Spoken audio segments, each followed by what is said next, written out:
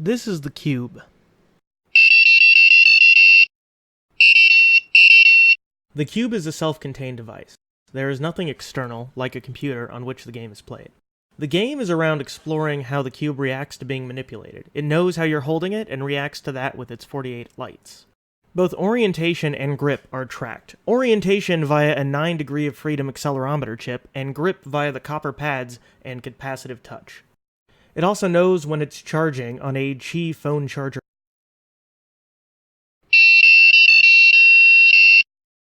For the loaded game, the goal is to make the cube all one color.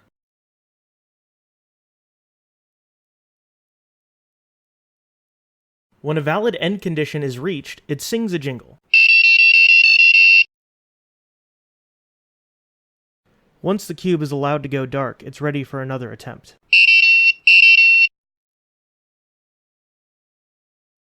It's nice to take the cube off the table and spin it around in your hands. The cube is quite bright, so it's hard to accurately capture on a camera.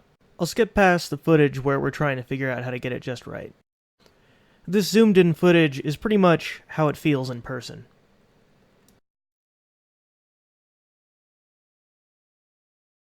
Though now, everything else is pitch black. If you're fast about it, you can get quite a few colors active at the same time.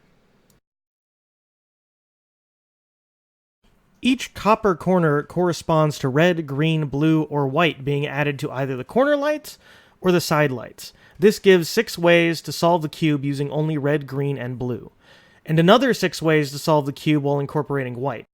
Though the cube may look solid white, it will not always produce a jingle. The combinations of red, green, blue, and white between sides and corners must match.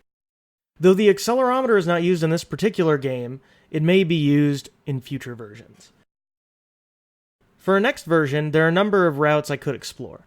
Add more levels with a simpler progression, having only one solid color being possible for each level. Light up entire sides rather than interfaces and outer corners. Introduce the corner touching mechanic more slowly, so it is obvious that's what's happening without explanation. Add more conductive material around the corners so the entire corner reacts and not just the copper edges. Incorporate the accelerometer somehow, perhaps by lighting up the cube only when it is in motion, which would also tremendously improve the battery life. Remove the Qi charging, as it makes one side dark and means it has to spend a lot of time on the charger anyway. The shell of the cube is made out of a number of 3D printed parts, held together with wire and hot glue, except the side panels, which snap in. The electronics are connected by a number of custom-milled PCBs, stacked and connected by these rails on the sides. At the bottom is a Qi charger, a Li-Poly battery, and a charger circuit. The capacitive touch breakout board is connected across 2 layers to save some space. The LEDs are neopixels connected in 2 strings of 24 LEDs, the corners and the sides. Originally, I planned to put a screen in it, but it broke at the jam. It looks cleaner without it, anyway.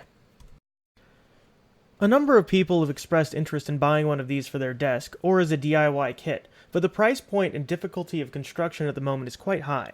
To improve that, there are a lot of easy changes to be made.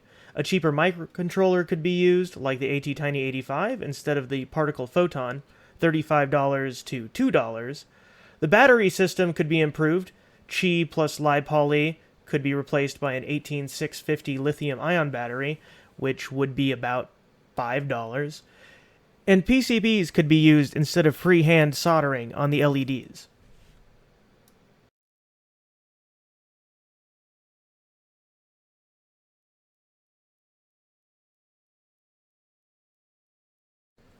That's it for now, but Carl got me a lot more great footage of the cube, so I'm just going to tack the rest onto the end here.